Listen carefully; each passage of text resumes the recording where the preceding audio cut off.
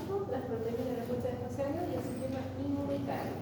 Del sistema inmunitario se desataban 8 mecanismos que cada uno iba a actuar, y antes del sistema de la coagulación, primero el sistema de simina, que es un proceso de inflamación, porque va a preparar el camino para la coagulación. Pero para que se dé eso, primero el mecanismo de la vasoconstricción, es decir, un mecanismo que va a activar que va a iniciar primero con señales nerviosas a través de la zona adrenal para liberar adrenalina, noradrenalina a nivel del vaso, producir el secuestro de líquidos por el sistema adrenalina y testosterona, y por el sistema periférico, por el sistema simpático, la vasoconstricción. Y ahí va formando lo que viene a ser el tapón de coágulo. Dado eso, la parte capilar automáticamente va a activar las células endoteliales presentes en el capilar. ¿Para qué? Para iniciar la lesión de agregación plaquetaria, es decir, la van a llamar por la sustancia inflamatoria. Dado esto, se inicia el factor de la coagulación, pero para que haya hecho primero una lesión vascular. ¿Sí? Luego empezamos la liberación de los factores tisulares. Entonces, lo mismo, ¿ya? Se da una vasoconstricción, automáticamente empieza la lesión plaquetaria, empieza a hacer la formación o agregación de la fibrina, ya a través de la formación de fibrinógeno, lo que nos va a dar a la estabilización de un tapón de coágulo. Este tapón de coágulo que al tiempo después se va a hacer una retracción o me va a permitir una neoangiogenesis. Lo que va a empezar entonces es la formación del tapón de coágulo. Un poquito de repaso de lo que fue la fisiología que ustedes avanzaron, cuáles son los 12 factores de la coagulación, se los vuelvo a mostrar, lo que ustedes han de hacer un poquito de memoria de la materia de fisiología, si es que ya han superado el semestre, donde podemos ver que inicia primero la forma del fibrinógeno y esta parte de acá, la trombina. Ahora, los factores que inician la coagulación de forma extrínseca, tenemos el factor 2, el factor 5, el factor 7, el factor 9 y el factor 10. Entonces, iniciamos por ese lado. Ahora, vamos a hacer la activación, de que todos participan en la formación de la coagulación, todos participan. Ahora, iniciamos con la parte de la protrombina, es decir, donde inicia la formación de la trombina o la formación del globulito. Entonces, para dar esa formación, lo primero que va a hacer es, por vía alternativa, activar la forma de los fibrinógenos para formar la fibrina y empezar a formar la red que sostendrá las plaquetas y estabilizará el tapón de coágulo. Prácticamente va a formar las fibras de fibrina. ¿Sí? Dado eso, va a ser el entrecruzamiento para darle mayor fijación y firmeza a lo que viene a ser el trombo. Vamos a la parte de español ahora. Fíjense, cuando vemos la parte del eje hipotálamo toda la parte de las 5 mecanismos aferentes, el sistema inmunitario aparece de último. ¿Por qué? Porque el sistema inmunitario va a ser desencadenado por las 4 primeras. El sistema inmunitario también tiene 8 mecanismos que se van a dar. De ellas, el de ciminas va a activar el número 5 a la formación de coágulos. Cuando vimos en el capítulo anterior, decía que el sistema de ciminas activaba los ciminógenos para formar las bradiciminas y las prostaglandinas. Bueno, aquí fíjense, tenemos la activación por el sistema de ciminas. El ciminógeno va a activar directamente la bradicimina. De la bradicimina a través de la calicreína va a llegar la activación tanto a través del factor 10, iniciaría en una parte, y de esto iniciaría el factor 12, para iniciar el factor de la coagulación, ya sea de esta vía intrínseca o de esta otra vía extrínseca. Pero, además, el ciminógeno también va a mandar señal nerviosa para formar que, por a través de la calicreína, una quimiotaxina, un traslado de la sustancia, ¿para qué?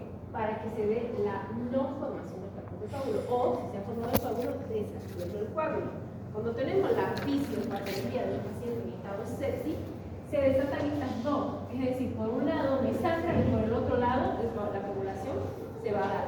Entonces me va a dar pequeñas formaciones de microtrombos, dándose lo que es la coagulación intravascular diseminada. ¿Se entiende? Traducido en español: infarto en miocardio, en pulmón, en cerebro, en intestino o en la parte vascular. Entonces, tenemos que identificar cuando un paciente se nos está complicando, se puede estar dando esta situación. Ahora, de los factores de la coagulación, como voy a empezar con la factor 2 en este caso, por la vía intrínseca, va a activar el factor 11, del 11 activado, va a iniciar con la agregación de los calcios, es decir, que yo le pido un calcio o un ionograma al paciente y veo que el calcio está bajo en el paciente, tiene suficiente calcio para hacer activación de la coagulación, mi paciente va a desangrar. Ahora, cuando hacemos administración de sangre o plasma, hay una sustancia que se llama, no es algo de citrina, no recuerdo muy bien el nombre, pero esto lo que hace es secuestro de calcio. En otras palabras, tengo que agregar a la transfusión calcio.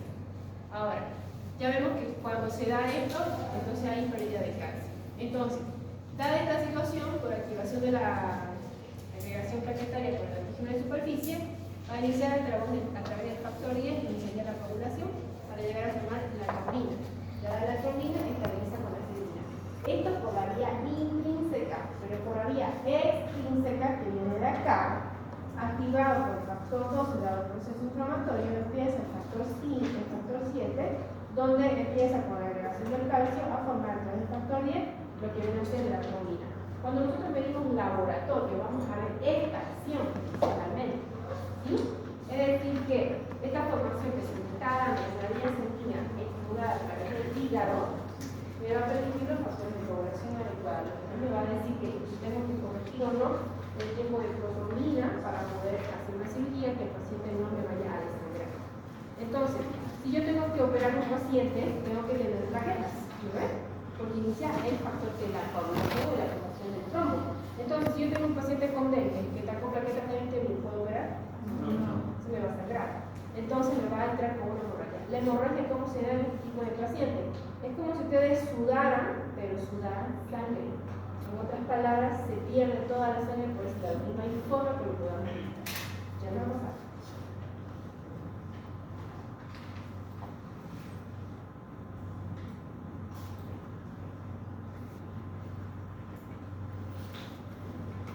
Entonces, iniciamos con las plaquetas. Aquí hay un dato muy importante. Tenemos una paciente en piso que esta mañana o la noche me hicieron declaratoria. Es una paciente que tiene antecedentes de dengue, pero además tomamos en cuenta que en el proceso de la sepsis también se produce una lisis de las plaquetas, porque la plaqueta también aguanta el pH ácido. Entonces, tenemos que ver que las plaquetas es raro que ocurra una hemorragia, pero se da. 50.000 es lo tope mínimo tolerable para entrar a una cirugía y operar. Eso dice el libro de Schwartz. El otro libro que nosotros usamos de cirugía para la especialidad dice de 20.000, pero yo no necesito votar para darme con 20.000, así que solo tengo que aguantar 50.000. ¿Cuánto es el tope normal de plaquetas? De 150.000 a 400.000. Entonces, si yo tengo una paciente que de 150.000 me baja a 50.000, hay un tiempo de sangrado. Entonces, yo aún así con 50.000 de plaquetas tengo que pedir que se haga la transfusión en el acto quirúrgico de plaquetas para que cuando yo reduzca el tiempo de sangrado del paciente. Ahora, otro laboratorio que vamos a ir pidiendo es el tiempo de sangría. Fíjense, el tiempo de sangría me va a medir toda la vía o la interacción de la combinación tanto de las plaquetas como del vaso dañado, lo que me va a dar la indicación o información de si tenemos una buena formación de la plaquetaria. En el tiempo de protrombina, cuando vemos que el laboratorio dice TP, 12 segundos, actividad de 100%, ¿se dan cuenta? Aquí entra la parte de TP, la fase extrínseca de la formación de coágulos. ¿Qué quiere decir? Lo que está diciendo es que se te está dando la formación de coágulos de los factores de la población que tú mencionas. 2, 7, 9, 10. Perdón, sí, 2, 7, 10. Entonces, y la activación de fibrinógeno. Fibrinógeno, ¿por qué? Si no tengo los precursores de fibrinógeno, ¿de dónde voy a sacar la fibra para hacer la red de tapón? ¿Se dan cuenta? No tengo fibrinógeno, no tengo fibrina, no tengo la red que va a fijar el tapón. Entonces me va a activar directamente esa grado. El tiempo parcial de toroplastina activa prácticamente es una forma de revisar la forma intrínseca, pero de los otros factores, el 8, el 9, el 12 y el 12. En otras palabras, vamos viendo un laboratorio. Pido plaquetas, me dice que están bajas, me va a sangrar. Pido el tiempo de protrombina, me dice que está alterado, vemos qué pasa. ¿Quiénes me van a corregir esta parte de la coagulación? La vitamina K. Entonces, eso me va a ir ayudando para ir activando, pero la vitamina K se va a activar en 48 horas. Lo que tengo que indicarle transfusiones sí que el tiempo de protrombina se prolonga. Y aquí vemos el tiempo de trombina prácticamente para ver las normalidades de fibrinógeno, o también puedo pedir laboratorio de fibrinógeno para saber si tengo suficiente para formar la red de fibrinógeno. Y bueno, la parte de la fibrinógeno me va a indicar el hígado de la determina la degradación en enfermedades netamente hepáticas. ¿Por qué? Porque nos va a definir si va a haber la formación de coágulos, porque también participa para la formación del tiempo de protrombina, el tiempo de sangría y el tiempo de procatina natural. Y por el otro lado, nos va a indicar en neuropatías y el trastorno trombopólico, que son otras palabras, es un indicador de cuando la diferencia de entonces, aquí hacemos una valoración del paciente quirúrgico. ¿A quién le pido laboratorio? En el interrogatorio pregunto desde la anamnesis qué tipo de patología, cuadro tiene el paciente y el riesgo de procedimiento al cual se va a someter. Si es un procedimiento menor, grado 1, nivel 1. Si es una operación mayor, nivel 2.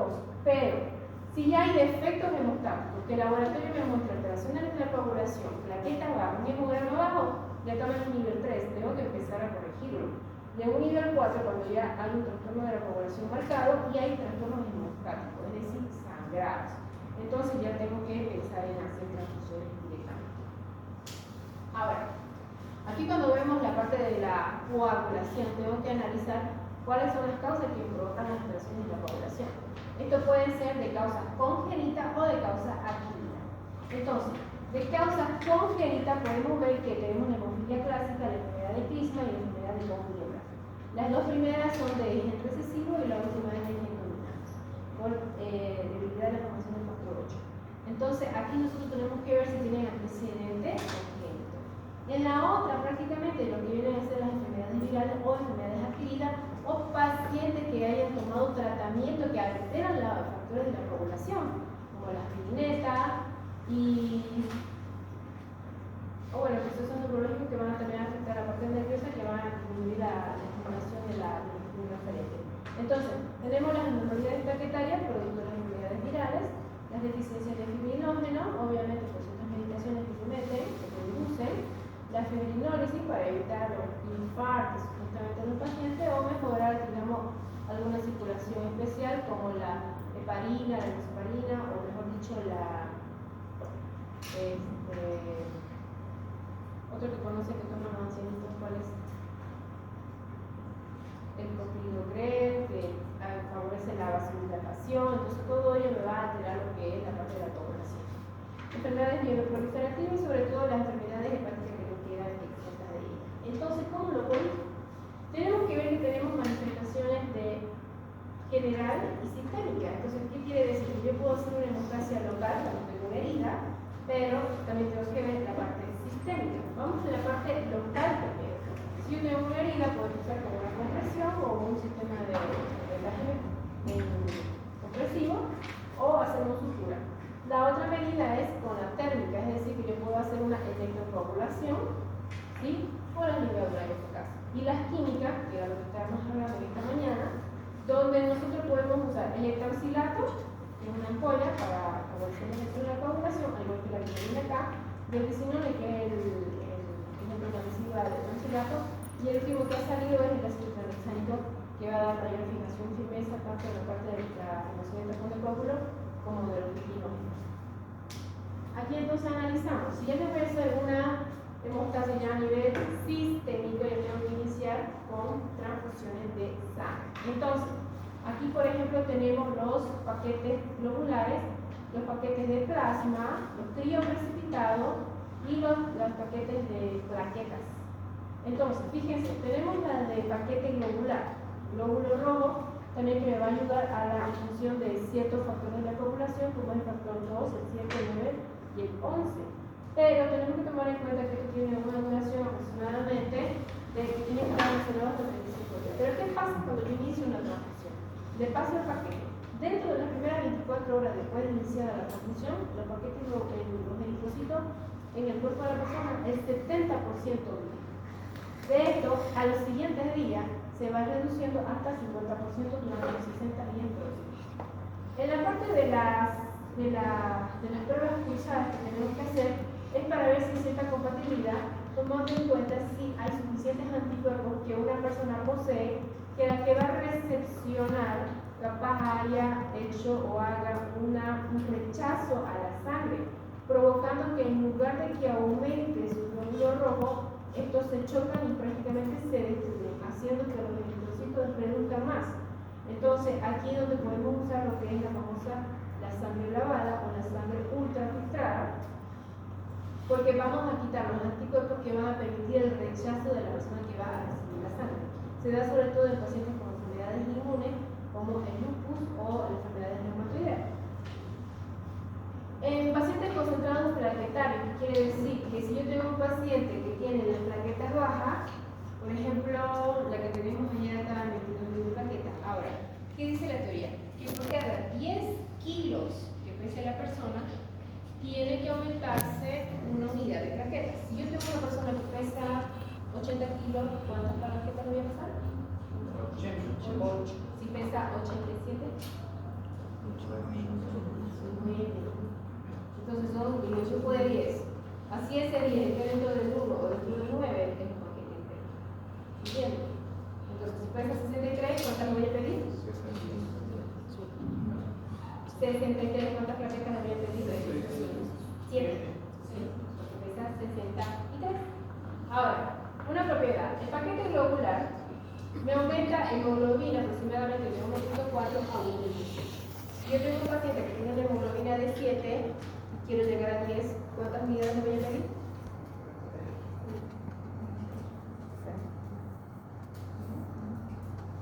Vamos, matemáticas, si una hemoglobina me aumenta de 1.4 a 1.6, ya mi paciente tiene una hemoglobina de 7 y yo quiero llegar a un 10, ¿cuántas unidades le voy a pedir?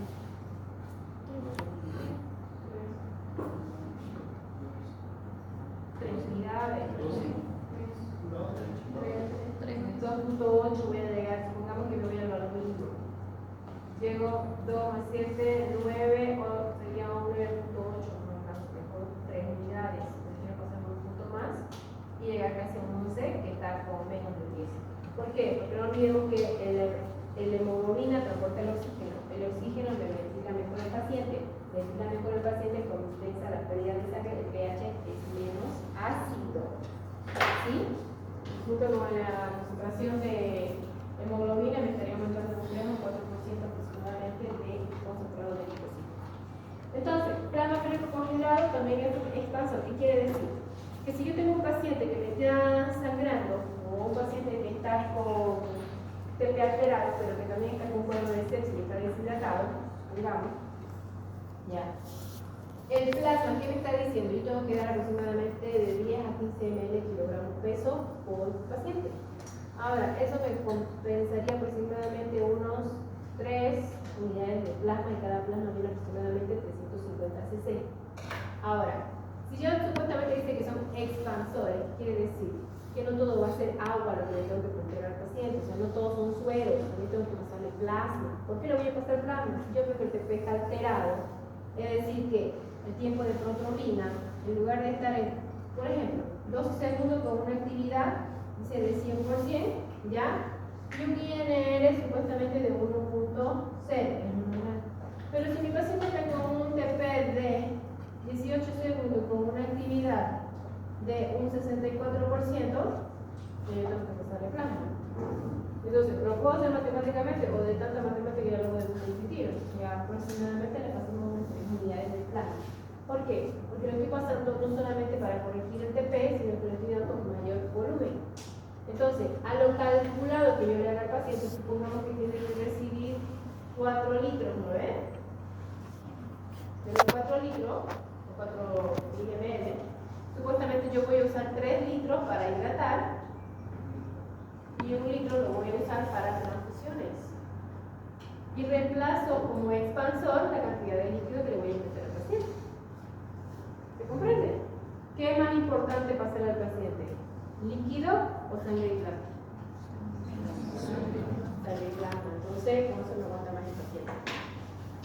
Ahora, entonces, el otro grupo que tenemos para transfundir serían los crioprecipitados, que quiere decir que cuando ya no tengo supuestamente suficiente cantidad de plaquetas que me vaya a compensar, entramos con los crioprecipitados.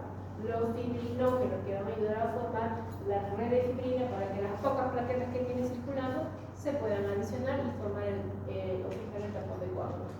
Entonces, lo que nos va a aportar mayormente es el factor 8. y en la enfermedad de von Willebrand el precipitado le ayuda bastante. Entonces, ¿hay complicaciones a la hora de transfundir? Hay complicaciones. ¿Qué quiere decir?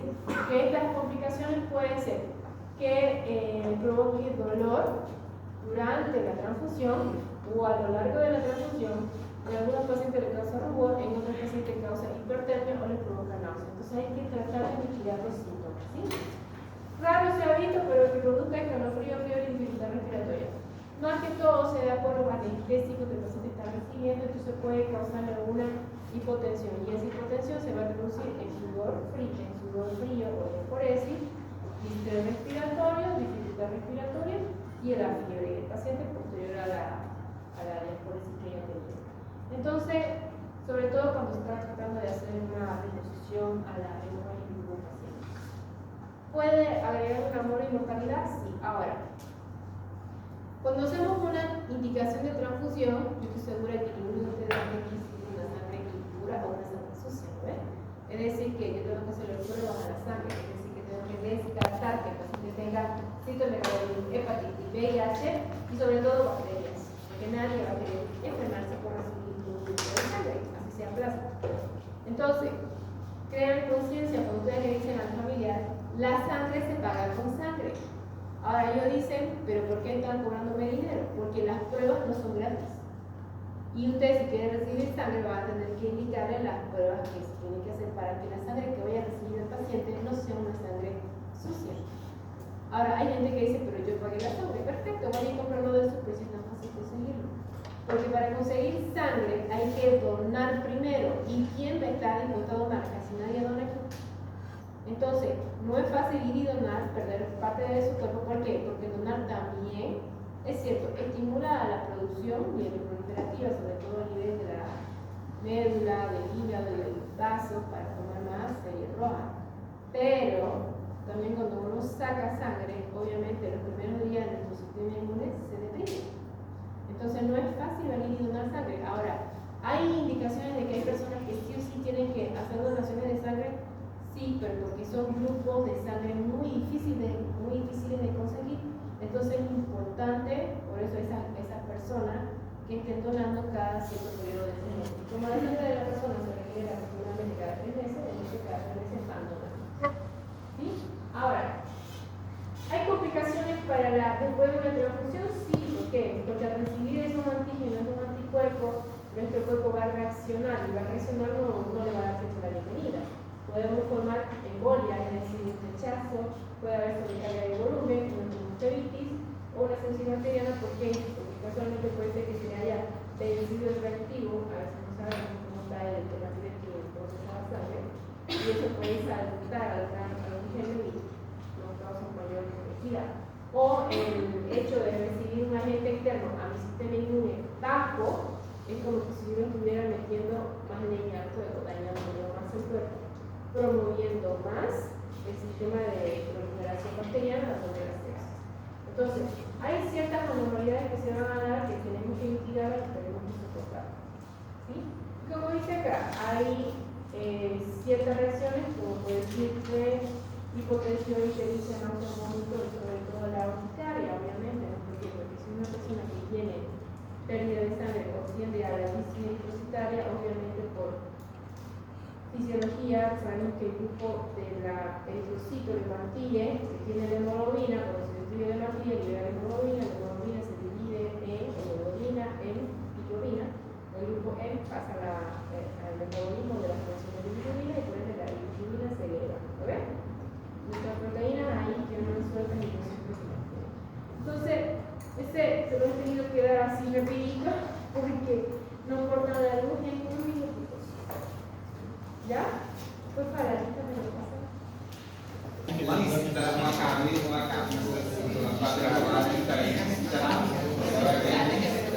Plasma, ¿qué medicamento le van a tener para corregir la alteración del efecto? Entonces ustedes tienen que saber cómo lo van a corregir. A ustedes me dirán, pero ¿por qué, doctora, no pide tanto para ser médico, no ves? Entonces tienen que saber lo que están haciendo porque la idea es que el médico tiene que saber al paciente.